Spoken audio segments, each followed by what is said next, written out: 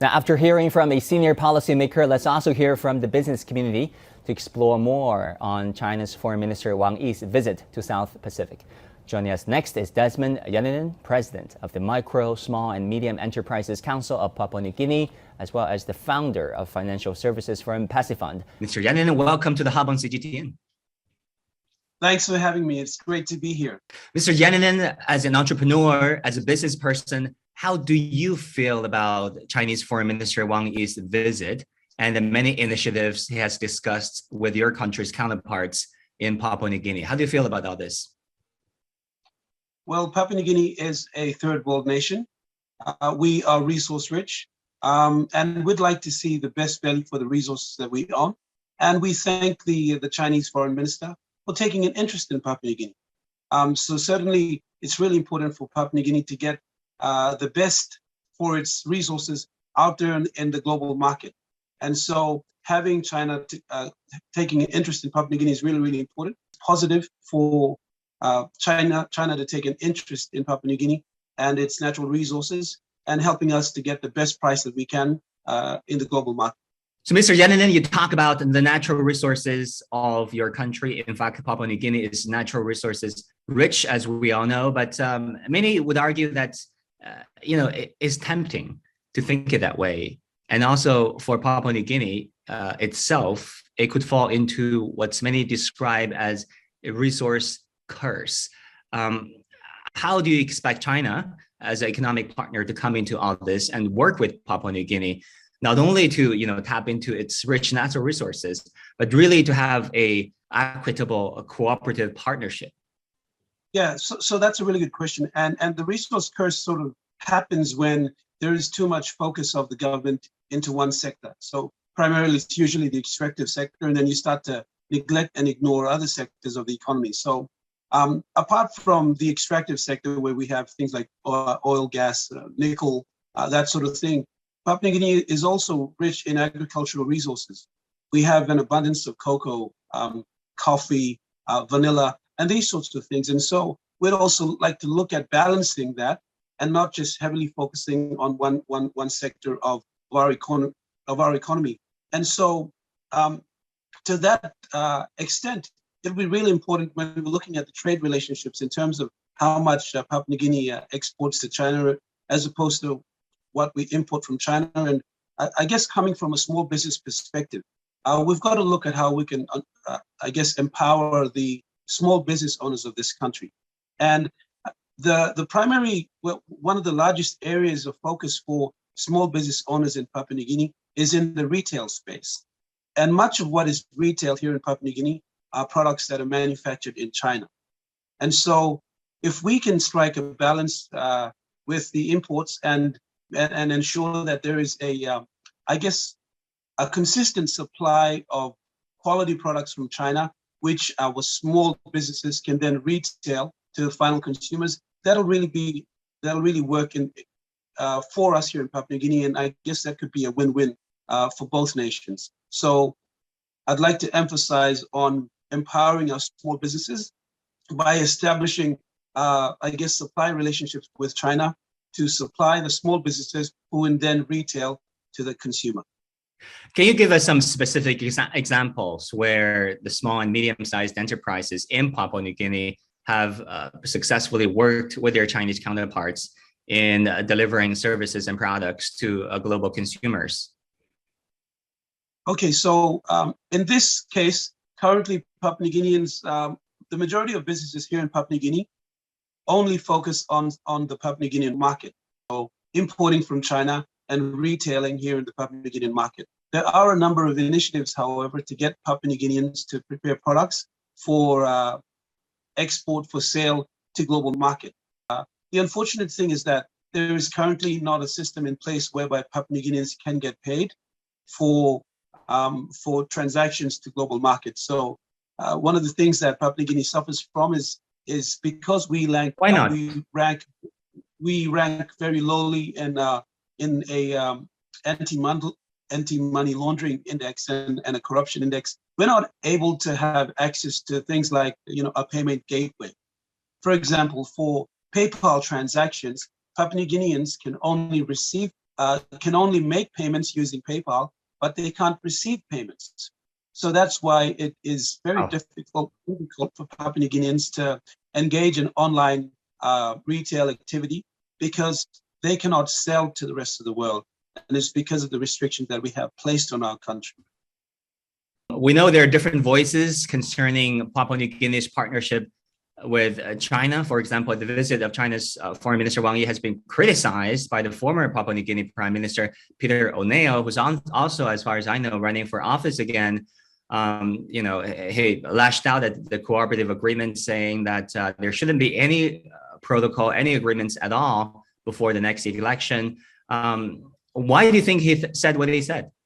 I think the reason why he said what he said is because currently the government that is ruling Papua New Guinea is sort of like a caretaker government. It's not a full government because the nation is in elections now. And so you don't have the full complement of the government that's running the country. And you almost have a caretaker prime minister and a caretaker government. So I guess that's the reason why he issued that statement. It was more a timing issue. And I don't think it had anything to do with the contracts or the projects and the agreements that were signed. It was more around the timing because we have a caretaker government in place. But the current Prime Minister of Papua New Guinea, James Marape, warned the opposition not to play politics with China, with Papua New Guinea's partnership with China. Is the opposition playing politics because of, or partly because of pressures from Australia, America, and the West? I doubt that Australia, America, and the West is influencing the opposition leaders' statements. What I think is the real issue here would be the timing of the visit. And like I said, because we have something like a caretaker government in place, any agreements that would be signed at this period might be seen as influencing voters to vote for the current prime minister, which is why the former prime minister has raised concerns. And I think that's only where it's coming from. I don't think it has anything to do with other countries trying to influence the Papua New Guinea-Sino relationships. I just think that it's a timing issue. There has been, concerns, criticisms from the West on China's engagement with Pacific Island countries, and Papua New Guinea being one of the largest Pacific Island countries in size in the area is the focus of attention of many Western commentators. Yes, so there is no denying that that is an issue. I think that is global geopolitics, and all countries want to protect their borders. I mean, we see what's happening right now in Russia, Ukraine. So you see how Russia is reacting to NATO using Ukraine to move closer to its borders. And so that's global geopolitics. And I think that would be a reason why countries are nervous. But as far as smaller Pacific Island nations are concerned, we just want a better deal for our people. We want to improve the living standards of our people. We're all third world nations, and we really want the best for our people. And whichever partner is willing to come down and talk to us and give us a good deal is not so much a good deal in terms of what we want. We're looking at trading partnerships and how we can give the best value services to our people. So what would be the detrimental impacts of intensifying geopolitical maneuvering rivalry between China and the United States for countries like Papua New Guinea and for businesses like yours and those of your friends? So in terms of the detrimental impacts, one of the biggest issues that we have here in Papua New Guinea is access to foreign currency. And the primary foreign currency that we need is US dollars. So we could see a pullback of investment into Papua New Guinea, and a pullback of investment into Papua New Guinea from foreign partners would actually weaken our currency, and it would increase the cost of living for Papua New Guineans. So the weaker our currency gets, the more expensive it would be to purchase basic items from the shop, and we would basically see an increase in inflation. So as much as possible, Papua New Guinea wants to encourage investment into our country, and by doing that, it strengthens our currency and it strengthens our economy and helps us to maintain, if not improve, the status quo. So I guess that's the biggest concern for us now is is foreign investment not coming to Papua New Guinea. And as a result, we have a weakening in our currency, and we see an increase in inflation, which would make the standard of living very difficult for our people. So we'd like to encourage as much foreign investment as possible. But then when you have a tussle between the West and China, that could hurt us. Yeah, I mean, that is a very important perspective. The currency, the living standards, the purchasing power. I'm not sure if the politicians in Washington or elsewhere are paying attention to those things that are really impacting lives, businesses in Papua New Guinea and the like. And then how would you describe China as an economic and investment partner? What I'd like to see going forward, China is one of the largest consumers in the world, and we have a rich basket of natural resources that we could offer to China. So I guess I'd like to see Papua New Guinea improve its trading relationship with China and look at how best we can supply China its demand for what we produce here in Papua New Guinea, and also look at how we can improve imports from China. And I guess one of the issues that we have here in Papua New Guinea is, I'm going to come back to foreign currency. And we have, because of the lack of foreign currency, we're not able to make our payments to China on time. And so that's, I guess that's a concern for us. Imports into Papua New Guinea from China are delayed.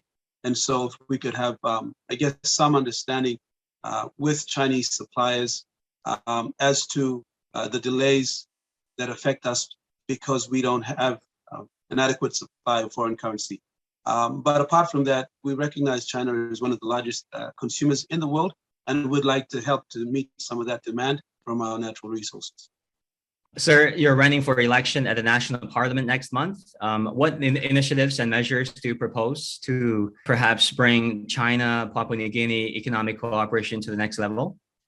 So first of all, it's going to be inward looking. So I'm looking at my people, and I'd like to see how we can improve the standard of living for our people. So we recognize the fact that we have natural resources, we have a large and young population that are willing to work. They need to be skilled up. So if we can continue to look at trade initiatives, things like scholarships as well. China has historically provided a lot of scholarships to our people.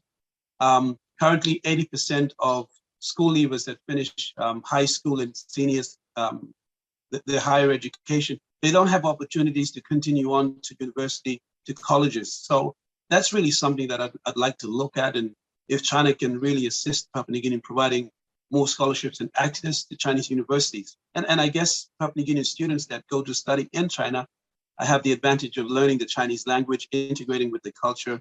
And we certainly have a lot of Papua New Guinean leaders today who were educated in China and benefited from the Chinese scholarship program. So that's one of the things that I'd like to see, I guess, expanded and enhanced, the Chinese scholarships that are offered to Papua New Guinea students.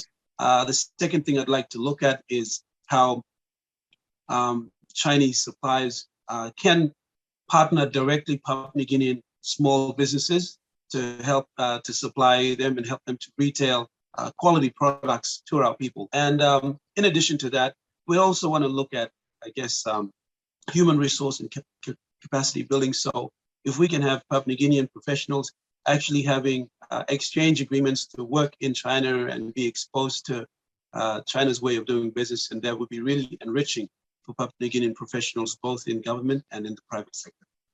In the past, there were some meetings and conversations that I was part of.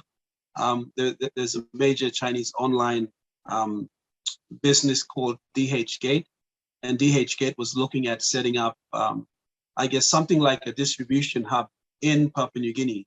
So Chinese made, Chinese supplied products sold online through DH Gate, having a distribution hub in Papua New Guinea from which to supply local demand. And that's something that I thought would be really helpful. Mm-hmm. And basically all I'm after is raising the standard of living for the people of Papua New Guinea. And we do that by providing them business opportunities where they can become resellers of Chinese quality products, and also by providing them, I guess, access to education through Chinese scholarships. All right, Desmond Yaninen, the president of the Micro, Small and Medium Enterprises Council of Papua New Guinea, as well as the founder of financial services firm Pacifund. Mr. Yaninen, thank you so much for joining us at this hour. Thanks for having me. That would do it for this edition of The Hub on CGTN. I'm Wang Guan in Beijing. Thank you so much for watching.